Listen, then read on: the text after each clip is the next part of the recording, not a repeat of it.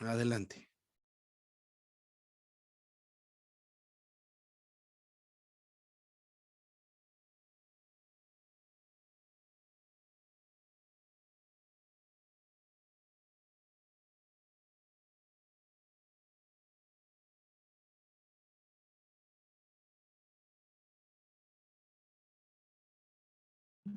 Alabado sea el Señor por los hechos de David, un hombre que definitivamente pues tenía un corazón para Dios.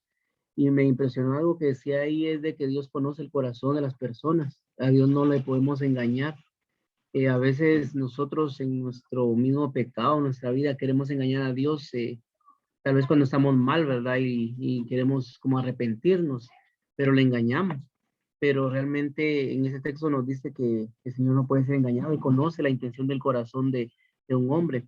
Y efectivamente David tenía un corazón para Dios. Y ahorita platicábamos aquí de que realmente David pues murió en una buena vejez, va lleno de vida, lleno de riquezas, quiere decir que Dios le perdonó. A pesar del pecado que él cometió con, digamos, con esta mujer, la mujer de Urías, Dios le perdonó, ¿verdad? Porque vemos que él pues terminó una buena vejez, ¿verdad? Al final de sus días fueron muy buenos. Y a diferencia de Saúl, ¿verdad? Que pues los que hemos estado leyendo ahorita la Biblia nos hemos dado cuenta que Saúl pues tuvo una muerte nefasta, ¿verdad? Y una muerte donde él mismo se angustió en la muerte. Y él pues sabía que Dios lo había abandonado. Entonces me impresionó mucho esto porque al final los días de David, él recobra su comunión con Dios, ¿verdad? Recordaba el Salmo 51 de todo lo que él confiesa y lo que dice, pero él terminó en paz con Dios, lleno de vida, lleno de bendición, ¿verdad? Entonces, pues es parte de lo que es la vida de Dios y de David, pero también me impresionaba mucho el edificio de Dios. Ah, lo estaba relacionando con el mensaje de esta semana y de esta mañana. Y digamos, yo circulé que eh, hice los círculos, ¿verdad? De cómo es que el Señor anhela, digamos, el reinado, ¿verdad? Que el reinado se establezca, pero anhela el reino, que es un círculo más pequeño, y luego está la ciudad, y en el círculo más pequeño está el templo. Entonces, definitivamente, el anhelo del corazón de Dios es la edificación de ese templo, y Él vive para edificar ese templo. Y todo lo que, digamos, confería a lo que hemos estado viendo en la vida de David, tenía que ver con este templo, ¿verdad? La conformación de los cantores, la conformación de los que iban a cantar y a tocar, la conformación de los grupos que iban a salir para la guerra, la manera que se hizo todo esto tenía que ver con la edificación del templo. Para Dios es sumamente importante la edificación de esta casa. Creo yo que no hay otra intención que mueva tanto a Dios como este edificio. Y el hermano en la mañana lo relacionaba con que nosotros debemos de llegar a comer tanto, debemos de llegar a ser hombres y mujeres que coman un alimento más sólido y que avancen en la vida cristiana personal, de tal manera que nosotros lleguemos a través de lo que comemos, lleguemos a ser los materiales adecuados para este edificio. Y estaba viendo cómo es que se solidifica la madera, o cómo se llega a hacer, digamos, la madera llega a ser como una piedra, ¿verdad? Y es que explicaba ahí que, digamos, está enterrada en un lugar, pero todos los minerales llegan a infiltrarse en medio de la madera. Entonces llegan a ser como una piedra. Y me impresionaba mucho porque digamos, cómo, o sea, qué podría hacer el Señor con nosotros si somos pecadores, ¿verdad? Pero es impresionante que digamos, todo lo que Cristo es entrando dentro de nosotros en nuestra constitución, nos llega a ser piedras para este edificio del Señor. Entonces es impresionante el deseo del corazón del Señor. Y hoy nosotros debemos de ver la vida de David, debemos de ver cómo es que él luchó muchas guerras, peleó, ¿verdad? Fue adelante. Y pues al final, digamos, la construcción del templo se le da a Salomón, pero él preparó a este muchacho para que él siguiera la misma línea. O sea, su vida sirvió como una preparación y antesala para la construcción del templo. Pero decía el hermano en las notas que, digamos, las tribulaciones, los sufrimientos, lo que están haciendo en nosotros es producir algo. ¿verdad? Para la edificación de este edificio, ¿verdad? Y volví a recordar las palabras del mensaje de esta mañana, porque definitivamente el Señor, así como estamos, Él no puede edificar su casa, porque todavía hay mucho de Babilonia, de Egipto en nosotros. Entonces Él necesita introducirse en nosotros, solidificarnos, hacernos como piedras, hacernos un material adecuado, ¿verdad? Para que Él así pueda edificar esta casa. Entonces, así como estamos, diría yo, él no puede hacer mayor cosa porque todavía hay mundo en nosotros, pero Él necesita de alguna manera que le comamos cada día más. Necesita que agarremos los estudios vidas y que los estudiemos, ¿verdad? Porque esa es la idea, estudiarlos. Pero esto es con la idea de que el Señor se introduzca dentro de nosotros, que el Señor nos solidifique, nos vuelva materiales para este edificio. Entonces, todos los sufrimientos que hoy podemos pasar, los podríamos tomar diciendo, ah, ya no aguanto esta vida o por qué yo, ¿verdad? En realidad, esos sufrimientos debemos de que nuestro corazón sea un anhelo de que podamos ganar más de Cristo a través de esto, ¿verdad? Y esto con la esperanza de que nosotros ayudemos en esta coedificación del templo, ¿verdad? Entonces, alabado sea el Señor, hermanos, porque, digamos, a través de ver la vida de David y todos sus hechos y sus obras, podemos ver un anhelo del Señor incesante, ¿verdad? La edificación del templo, la edificación del templo. Ah, definitivamente nosotros en la mañana nos levantamos con muchas imágenes, pero yo creo que una de las imágenes que deberíamos de tener en nuestro corazón desde temprano, Señor, edifica esta casa, edifica este templo. ¿Verdad? Que ese sea, Señor, en nosotros, también este anhelo, ¿verdad? De esta edificación de esta casa. Amén.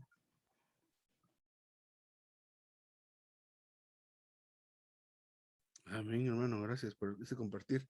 Carolina, ahí están los muchachos, también escuchamos por ahí, estaba Miguel, saludos, pero también está hermano Mario, Isaí también, si tienen algo que compartir, todavía tenemos unos minutitos.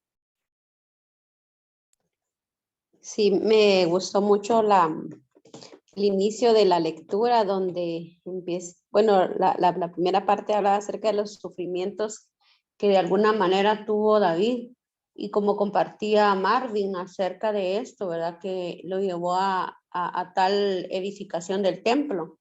Y me gustaba mucho porque incluso en una parte de la lectura decía que ellos, o sea, todos los estaban tan bien organizados, tan ordenados. Eso fue una parte que me gustó de la lectura, ¿verdad? En cuanto a la edificación del templo, el orden que había, ¿verdad? Y cómo estaban distribuidas las riquezas. Y hablaba una parte acerca de esto, donde decía que ellos estaban dispuestos a dar, ¿verdad? De todo lo que el Señor les había dado a ellos. Entonces esta parte me llamó mucho la atención porque creo que también debe ser parte de nuestra experiencia, ¿verdad? De todo lo que el Señor nos dé, ¿verdad? Nosotros de igual manera debemos de dárselo al Señor, ¿verdad? Entonces quizás no solo económicamente, sino también en nuestro tiempo podría ser, ¿verdad? Nuestro tiempo podría ser algo que podemos darle al Señor. Amén.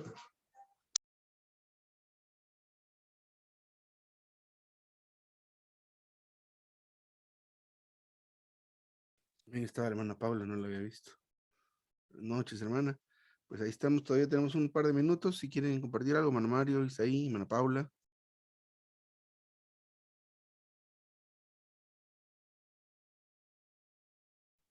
Mientras se animan. Muy interesante este mensaje número 5 de este estudio de vida de primero y segundo de Crónicas. Pues el título mencionaba algo acerca de datos adicionales o cómo es que decía, eh, de la historia de David, suplemento a la historia de David, es lo que dice. Entonces, al final de la lectura, el hermano dice ahí que pues pasan todos estos asuntos, digamos, históricos, pero no era el énfasis del hermano de enfocarse o enfatizar estos acontecimientos propiamente, sino que logremos ver la economía de Dios, es decir, el cumplimiento de ese deseo de Dios de que se consuma en la Nueva Jerusalén. Entonces, datos interesantes de David, a pesar del pecado, pues de él, y eso pues también nos hace pensar que no importa lo que hayamos hecho, mientras nos volvamos al Señor, puede que seamos útiles, ¿verdad? Como la lectura de hoy decía el hermano, si cambiamos nuestra dieta, ¿ah? Si cambiamos nuestra dieta para poder ser verdaderamente útiles al Señor. Entonces, una de las cosas que caracterizó a David en este mensaje era que él fue de los que más proveyó materiales para la construcción tanto del palacio como, pero especialmente el templo. Entonces, este es el ánimo. Carolina mencionaba algo acerca de dar, y no solo el aspecto financiero, que es parte de lo que debe ser recobrado, pero es nuestro tiempo, nuestro dinero, nuestras fuerzas, ¿verdad? Es todo eso. Pero David logró primero ser alguien que proveyó, que tenía, que su énfasis era que haya materiales. Entonces, esto debe cambiarnos un poco hacia dónde debemos dirigir nuestro servir o nuestro servicio al Señor o nuestra adoración al Señor, porque lo que le interesa al Señor es tener ese templo, ¿verdad? Mencionaba Marvin estos círculos donde el centro de todo esto gira alrededor del templo. Entonces, este era David, aquel que él estaba con esa mentalidad, hay que tener materiales, se va a necesitar esto, y aunque él no tuvo la oportunidad de construirlo, sino Salomón, pero él no se quedó sin participar, y fue parte vital de la construcción, por supuesto. Otra de las cosas es que él fue capaz de motivar al pueblo a dar y a estar con la expectativa de que era necesaria esta construcción del templo. Creo que la oración ha hecho algo en nosotros donde nos familiarizamos con las cargas. Y pues gracias al Señor que Él ha ido contestando bastantes de las cargas que le hemos puesto, pero, pero hay algunas cargas que son interesantes, ¿verdad? Como edifica la iglesia, Señor, ¿verdad? Y pusimos hace poco en la lista orar por la venida del Señor. Creo que voy a ordenar un poco diferente las cargas, pero esa es una oración que trae al Señor de vuelta, ¿verdad? Entonces David era este que proveyó este otro asunto que contagió al pueblo, a que fueran un pueblo que estuviera dispuesto a cooperar, a aportar, pero también a estar expectante, estar esperando este, este, esta construcción y esta obra maravillosa. Pero también menciona algo interesante en cuanto al servicio, y me llamó la atención porque pareciera como que, bueno, se centró todo en la manera de servir de una manera ordenada y coordinada. Entonces me llama la atención especialmente el detalle de que en uno de los renglones o atribuciones, el aprendiz, estaba sirviendo junto a un experimentado. Y esto pues debe ser algo que debemos considerar. Por ejemplo, en nuestra familia, si hay alguno familiar que está empezando o que es nuevo, necesitamos que cante con nosotros, que lea con nosotros, que leamos junto con él o ella, que oremos juntos de tal forma que haya ese tipo pues de pastoreo que al final es un perfeccionamiento, y nos plantea aquí que es la manera en que Dios obtiene también su propósito, ¿verdad? Donde nos ubica a nosotros si tenemos un año o dos más de mi hermano, de mi hermana, de nuestro hijo, nuestra hija, ahí podemos nosotros colaborar, colaborar con este hermano y esta hermana joven, o aún adultos, pero que sean nuevos, a que, a que estén haciendo esta labor junto con nosotros, que ya sabemos un poco más o que al menos hemos tenido más experiencia. ¿En cuanto a qué? A leer la Biblia, a orar, leer la Biblia, a reunirnos, a estudiar, como decía Marvin, es que falta pasar de ese punto de solo leer a estudiar, a considerar. Eso va a ser algo maravilloso entre nosotros. Entonces, eso me llamó la atención.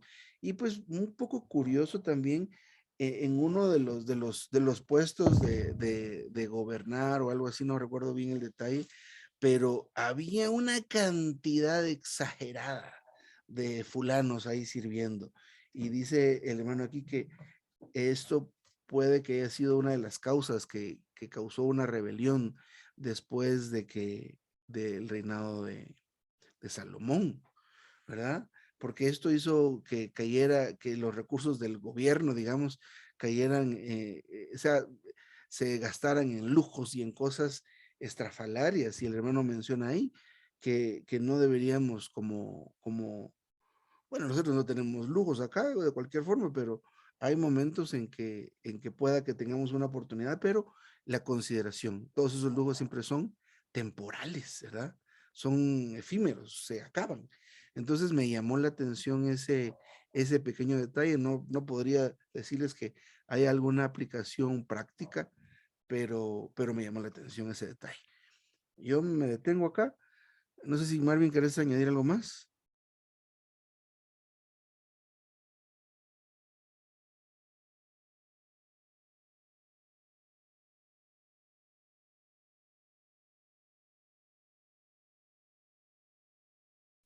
Creo que no. Pues entonces ahí estamos, mis hermanos amados. Llegamos a miércoles, hay bastante frío, así que cuidémonos, tapémonos bien, no salgamos desprotegidos al frío, que podemos pues resfriarnos.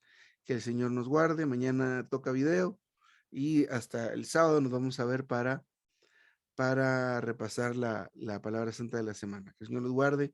Isaí, que el Señor te guarde, hermano Mario, hermana Paula, Carolina ya se fue. Hermano Marvin y familia, que el Señor los guarde. Muy buenas noches a todos. Buenas noches, hermano. Buenas noches, hermanos. También buenas noches, hermanos.